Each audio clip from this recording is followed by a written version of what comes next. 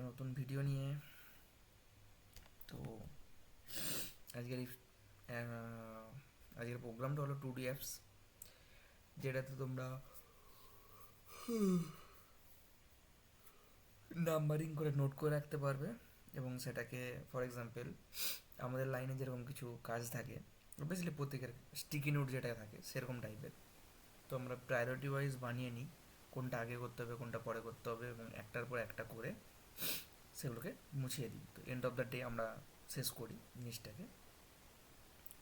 তো সেরকম একটা নোট বানানো, যেটা আমার খুবই প্রতিদিনের কাজে লাগে।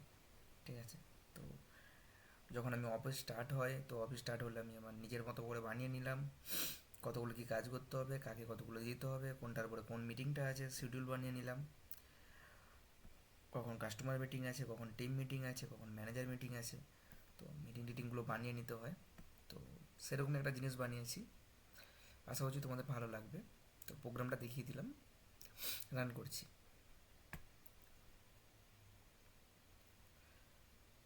তো এই হলো একটা প্রোগ্রাম।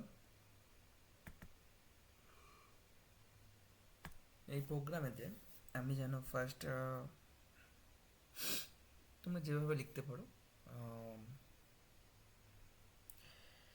6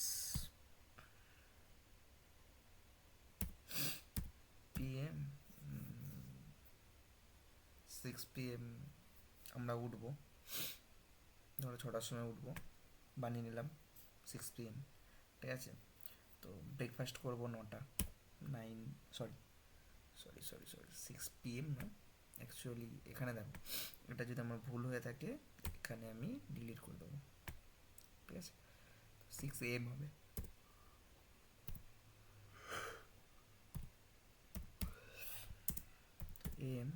আমি উঠবো, তারপরে কী করবো, 8 AM এতে আমি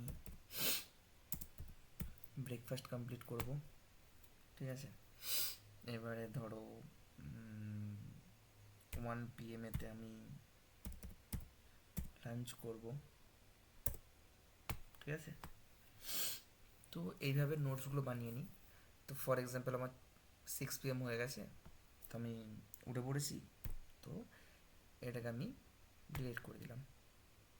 তো তারপর আমার কাজ কি, 8 AM ব্রেকফাস্ট, 1 PM লাঞ্চ।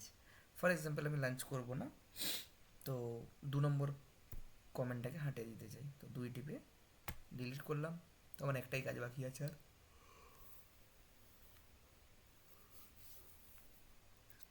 তো তোমরাও এভাবে লিস্ট বানাতে পারো, লিস্ট বানিয়ে সেই লিস্টগুলোকে কমপ্লিট করতে পারো।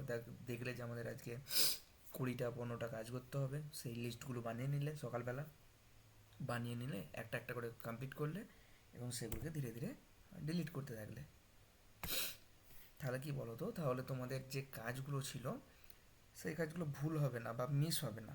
কারণ আমাদের যখন বেশি কাজ থাকে, একটার পরে একটা ভুল হয়ে যায়, মিস হয়ে যায়, তো শিডিউল বানাতে পারি না। তো এটা সেরকম টাইপের নোটপ্যাড, যেটা তোমাকে নোটিফাই করবে।